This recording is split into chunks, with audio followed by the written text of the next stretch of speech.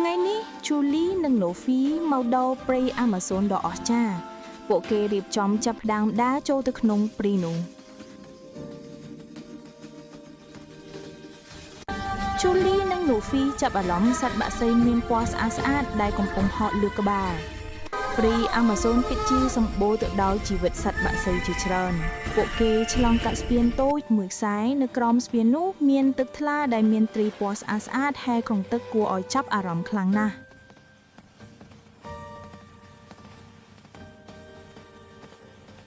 ពីក្រោយព្រៃមានកូនខ្លាព្រៃតូចមួយលេចចេញមុខមកវាមិនបានបង្កគ្រោះថ្នាក់ទេបែរជាមករាក់ទាក់ដោយក្តីសប្បាយរីករាយជាមួយពួកគេមកដល់ទឹកជ្រោះដ៏ស្រស់ស្អាតខ្យល់ត្រជាក់ដែលមានពណ៌ធម្មជាតិស្រស់ឆាយបង្កើតអារម្មណ៍ដ៏អស្ចារ្យ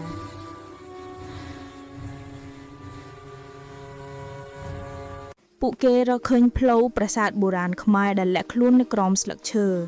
វាមើលទៅដូចជាចាក់បន្តិចប៉ុន្តែមើលទៅគួរឲ្យចង់ដឹងចង់ឃើញខ្លាំងណាស់ពេលថ្ងៃលិចពន្លឺឆ្លាក់បានលេចចេញមករត់ជុំវិញពួកគេវាជាអ្វីមួយដ៏អស្ចារ្យណាស់